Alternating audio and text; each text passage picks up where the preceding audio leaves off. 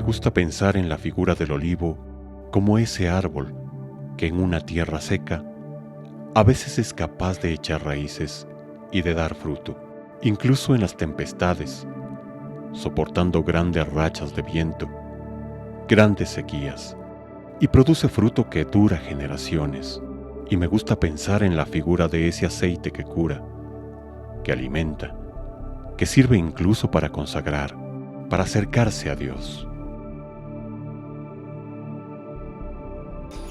Bueno, pues Andrés García Fernández, yo creo que ante todo, yo me siento ante todo un sacerdote misionero de la Consolata. Nacido en Jaén en el 68 y nacido en una familia cristiana. Yo creo que ha sido una gracia para mí muy grande, ¿no?, el encontrar una familia cristiana como la mía y especialmente, yo creo, una catequista, creo que sin darse cuenta, ¿no?, que extraordinaria, ¿no?, mi madre, ¿no?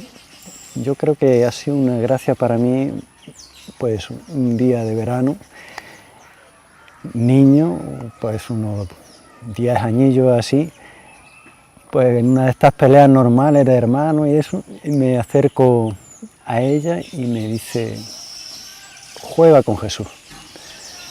Y ahí empezó para mí una historia de diálogo personal, íntimo con Jesús, ¿no? Empecé a hablar con él, a contarle mis cosas y a través de los consejos, mi madre solía corregirnos con la palabra de Dios, con siempre un versículo, una frase, y nos ponía siempre como ejemplo a Jesús, Jesús cercano, amigo, un niño, un joven, un adolescente, según nuestra edad, ¿no? Eso me ha llegado mucho, ¿no?, su fe, su esperanza, su alegría.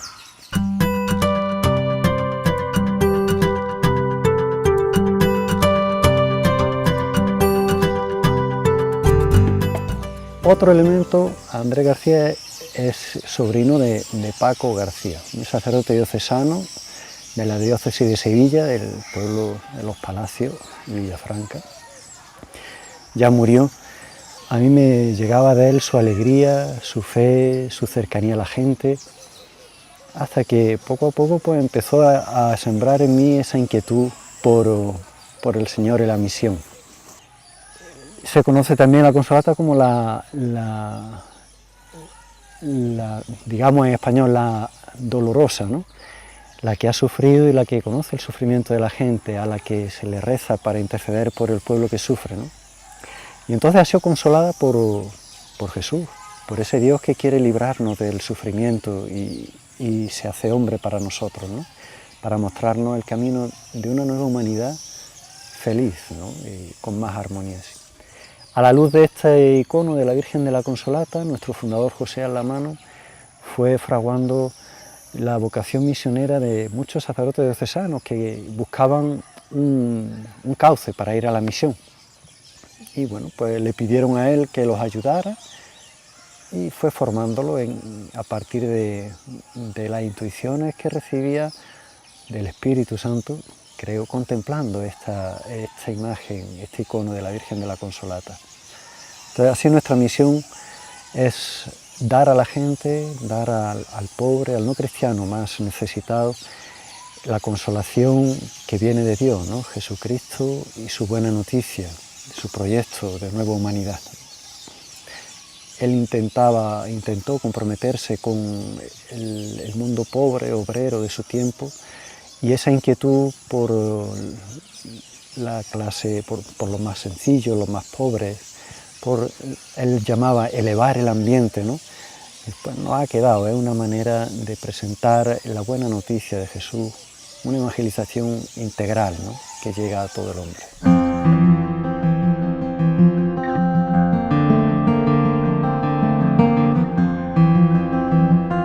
El carisma de los misioneros de la Consolata es hacer esa primera labor de evangelización, el primer anuncio de las buenas noticias, ir a los pueblos que todavía no conocen a Jesucristo, y entre ellos los más pobres, los más necesitados, para presentarles este proyecto de nueva humanidad, ese otro mundo posible que Jesucristo viene a proponernos a todos.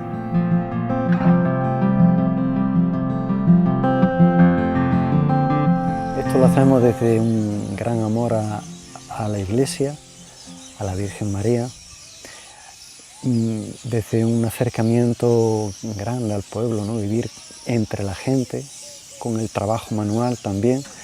Un buen misionero de la Consolata tiene que estar casi siempre un poco sucio, ¿no? Trabajando aquí y allá, arreglando cosas. Bueno, y también un gran amor y devoción a Jesús en la Eucaristía.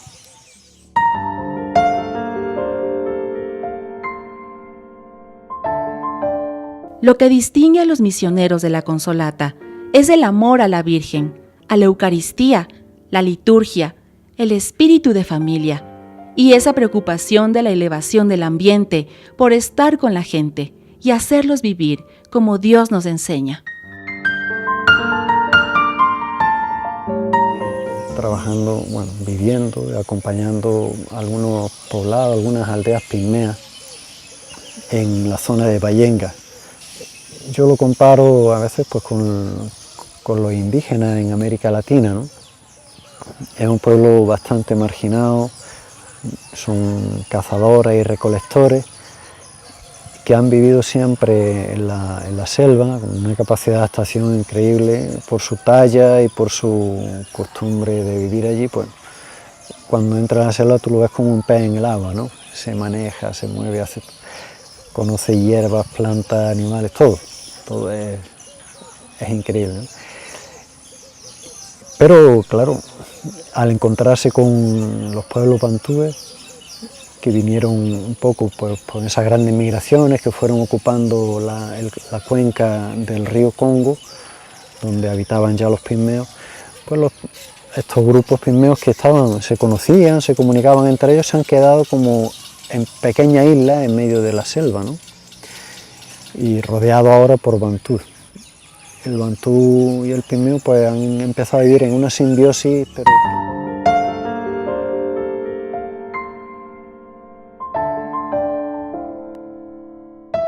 cada vez que dos pueblos, dos culturas se ponen en contacto, evidentemente hay intercambio, pues digamos que un pueblo aprende del otro, adopta algunos valores, antivalores también, y rechaza otros, ¿no? Hay como una simbiosis ahí, ¿no? Pero para que haya una integración adecuada, una interactuación adecuada, es importante que los dos pueblos se posean, ¿no? Se conozcan, puedan hablar de ellos mismos, conocer su valor y expresarlo al otro.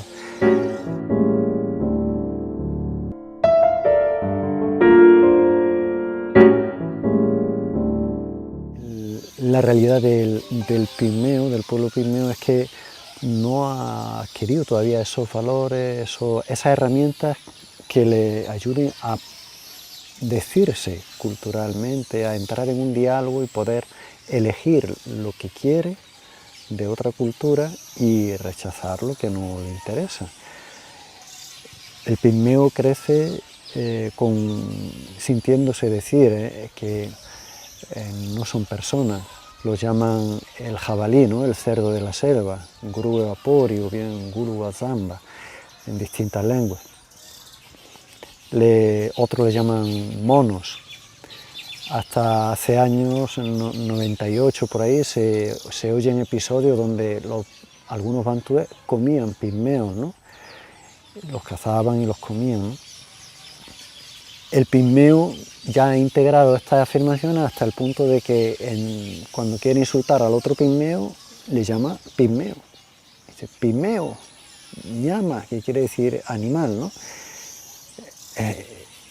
Entonces ves que es un pueblo que está tan sometido que ve normal también que le peguen, que lo aten, que lo exploten, que no le pagan con un vasito de bebida local, un trabajo en un jornal.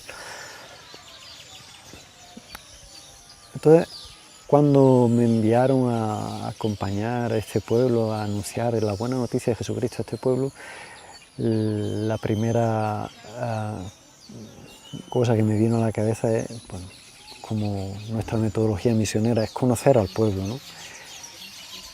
Conocer su lengua, su cultura, sus costumbres. su religiosidad, su fe, su manera de relacionarse con los otros pueblos, con Dios, con las personas. Y eso pues, me hizo intentar pasar mucho tiempo con ellos. Pero es muy interesante hacer ese proceso, ¿no? De acompañarles y conocerlos y quererlos. Hay cosas que me impactan de ellos, ¿no? Como la capacidad de perdonar, de restablecer las relaciones, incluso con el que lo está oprimiendo. Incluso cuando toman conciencia de que no es justo lo que le están haciendo. A veces intentas tomar una posición junto con ellos, denunciando alguna injusticia, y el pigmeo te dice, bueno, ten en cuenta que el otro es también una persona, ¿no? Es mi hermano.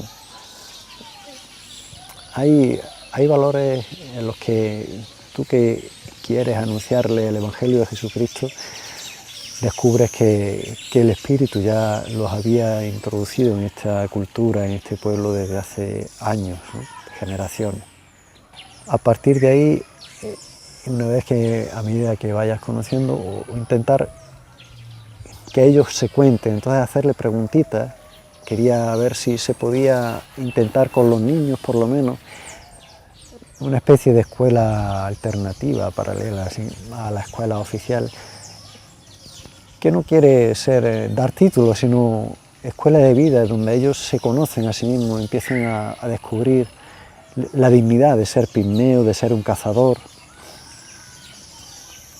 Pues nos gustaría preguntarles cosas y que los niños vayan diciendo, ¿no? ¿Cómo es tu papá? ¿Cómo es tu mamá? ¿Qué hacen ellos?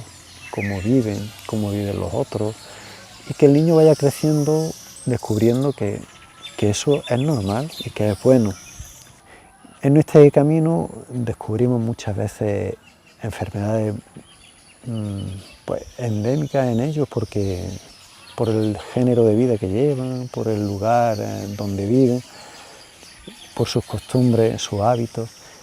Entonces intentamos también pues, ayudarlo un poquito. No soy médico ni aquellos con los que trabajamos, no son médicos ni enfermeros, pero lo poquito que sabemos, pues ahí intentamos ayudarle a prevenir enfermedades, les llevamos alguna medicina. Evidentemente en ese camino a veces me preguntan, ¿no? Que por qué yo estoy con ellos y no por qué nosotros, los misioneros, estamos con ellos. Y ahí surge ya la respuesta de Jesucristo, de Dios que nos quiere a todos. Todos somos hijos suyos con la misma dignidad. Y nos quiere de la misma manera. Todas las culturas son queridas también por Dios, todos los pueblos. Él nos salva no a pesar de nuestra historia, sino a través de nuestra historia y de nuestro pueblo, ¿no? Yo creo que es bonito, y ellos mismos se sienten bien, ¿no? Contentos cuando se escuchan decir eso, ¿no? Que Dios los quiere así, ¿no?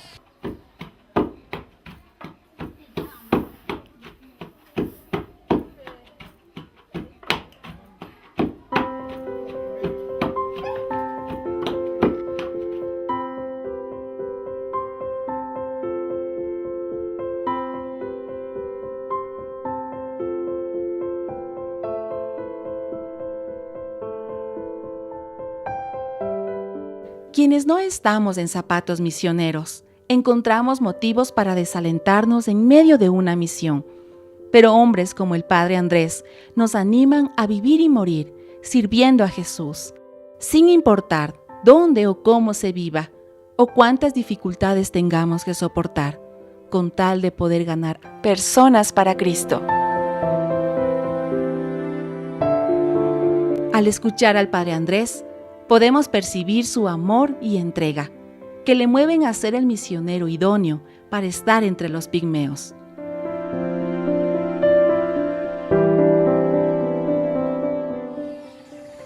Yo creo que caminando con el pueblo pigmeo, cuando le hablas del Éxodo y cuando le cuentas la misericordia de Dios, cuando le presentas cómo Él hizo salir a otros pueblos de la esclavitud,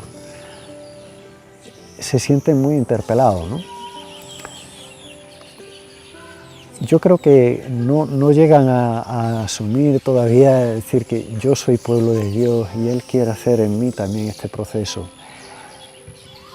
Pero bueno, uno que ya ha escuchado esta historia más de una vez, que la ha vivido, yo creo que un poco el pueblo pigmeo, como toda minoría étnica, como todo pueblo sufriente, pues me viene espontáneo, ¿no? Que identificarlo con el siervo sufriente de Dios, con el pueblo de Israel en camino hacia la tierra prometida, hacia su dignidad de hijo de Dios, ¿no? Y creo que sería, bueno, sería bonito, ¿no? Para este pueblo descubrir esa dimensión, porque les daría nueva vida, nueva fuerza, nueva dignidad en su historia. A mí me gusta pensar en Dios como muchas veces como en una madre, ¿no? Un padre bueno. Y bueno, pues creo que la madre y el padre buenos, cuando ven entre su hijo a aquel que sufre, que está enfermo, que le cuesta más una cosa u otra, pues rápidamente se ponen de su parte, ¿no? Intentan ayudarle y sacarlo de allí y, bueno, buscar todos los medios para que pueda tener la misma dignidad, las mismas posibilidades que su otro hijo, ¿no? Y creo que es un poco así como Dios se presenta vive o se pone junto a este pueblo. Y sería bonito también, ¿no? Hay algún pigmeo que te dice, ¿no? Dios es nuestro Padre, ¿no? Y te cuenta cómo tiene piedad de ellos, ¿no? Uno me contaba, ¿no? Que Dios en su concepción, ¿no? Me decía, ¿por qué la tierra está bajo nuestros pies? Porque un día una mamá pigmea estaba preparando de comer y Dios caminaba por encima suya, ¿no? La tierra estaba antes encima nuestra, ¿no? Caminando, la tierra cayó en la cacerola y la mujer pigmea, cuando fue a comer, vio que se había estropeado la comida y se echó a llorar, ¿no? Y entonces Dios le dijo, dice, no te preocupes, a partir de ahora pondré la tierra bajo vuestros pies para que no sufráis, ¿no? Para que podáis comer bien, ¿no?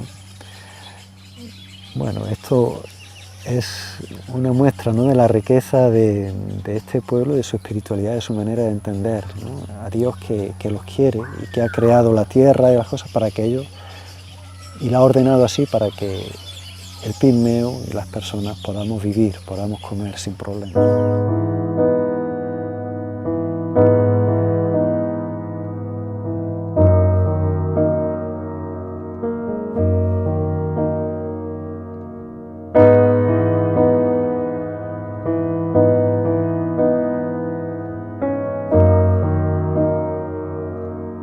El Congo ha vivido años violentos, dictadura después de la guerra, una guerra que no acaba, mucha corrupción que ha provocado que iniciativas se frustren.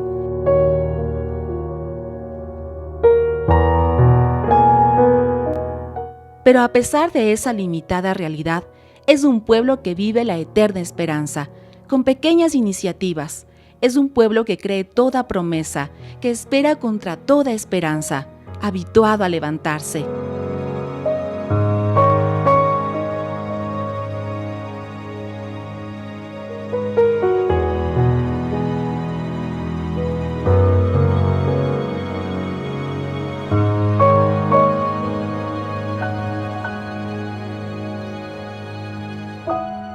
A veces llora mucho la muerte, pero cree siempre en la vida. Ese contraste de muerte y resurrección, de riqueza y pobreza humana, está ahí en el Congo. Es un pueblo apasionante y apasionado.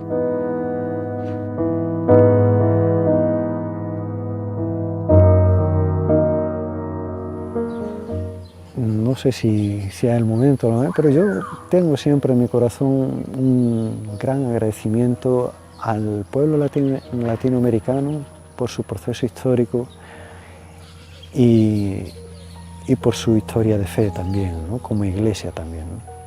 Entonces, lo primero que quiero deciros a vosotros, a vuestros antepasados, a todos los que han caminado y han llegado hasta ahí, hasta donde estáis, gracias, ¿no? Porque para mí sois un modelo, ¿no? de un pueblo que lucha por otro mundo nuevo, ¿no? Otro mundo posible, un mundo mejor, ¿no? Soy un pueblo que ha sufrido, pero un pueblo que lucha, que ha luchado y que lucha, ¿no? Que cree en otro mundo posible, un pueblo que ha creído en la esperanza que el Evangelio de Jesucristo nos ha traído, ¿no? Tenéis valores que os han unido, la lengua, la religión, muchos elementos culturales, vuestra historia indígena, mestiza, africana, europea. Intentemos ver lo positivo y seguir creciendo. Yo creo que para muchos, ¿no? Soy un modelo de camino, de historia, de pueblo, de esperanza. Seguid adelante y muchas gracias a todos. A vosotros nuestra oración también. Y sepáis que estamos unidos desde la distancia en el Señor.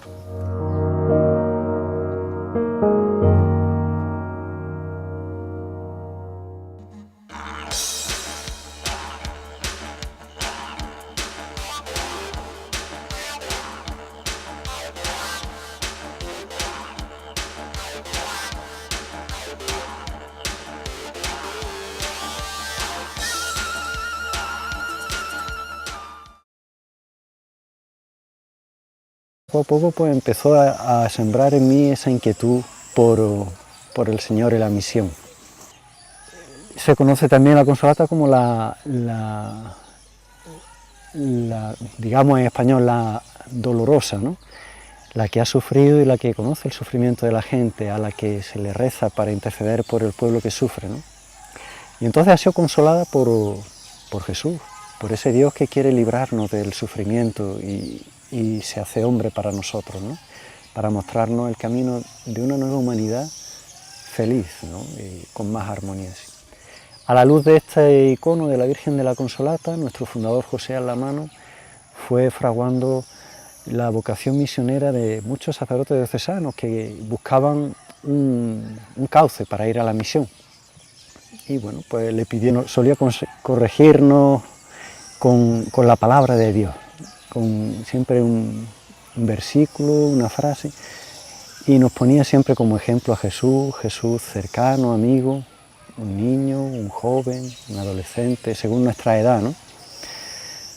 Eso me ha llegado mucho, ¿no? Su fe, su esperanza, su alegría.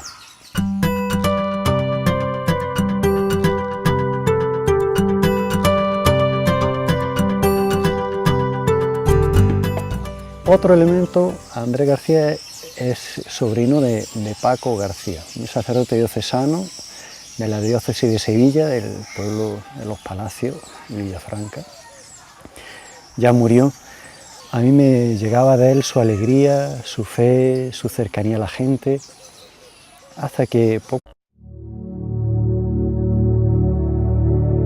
Me gusta pensar en la figura del olivo como ese árbol que en una tierra seca a veces es capaz de echar raíces y de dar fruto, incluso en las tempestades, soportando grandes rachas de viento, grandes sequías, y produce fruto que dura generaciones. Y me gusta pensar en la figura de ese aceite que cura, que alimenta, que sirve incluso para consagrar, para acercarse a Dios. Bueno, pues Andrés García Fernández, yo creo que ante todo, yo me siento ante todo un sacerdote misionero de la Consolata. Nacido en Jaén, en el 68, dieron a él que los ayudara y fue formándolo a partir de las intuiciones que recibía del Espíritu Santo, creo, contemplando esta imagen, este icono de la Virgen de la Consolata. Entonces, así nuestra misión es dar a la gente, dar al pobre, al no cristiano más necesitado, la consolación que viene de Dios, ¿no? Jesucristo y su buena noticia, su proyecto de nueva humanidad. Él intentó comprometerse con el mundo pobre, obrero de su tiempo, y esa inquietud por la clase, por lo más sencillo, los más pobres, él llamaba elevar el ambiente, ¿no? Pues nos ha quedado, es una manera de presentar la buena noticia de Jesús. Y nació en una familia cristiana. Yo creo que ha sido una gracia para mí muy grande, ¿no? El encontrar una familia cristiana como la mía y especialmente, yo creo, una catequista, creo que sin darse cuenta, ¿no? Que extraordinaria, ¿no? Mi madre, ¿no?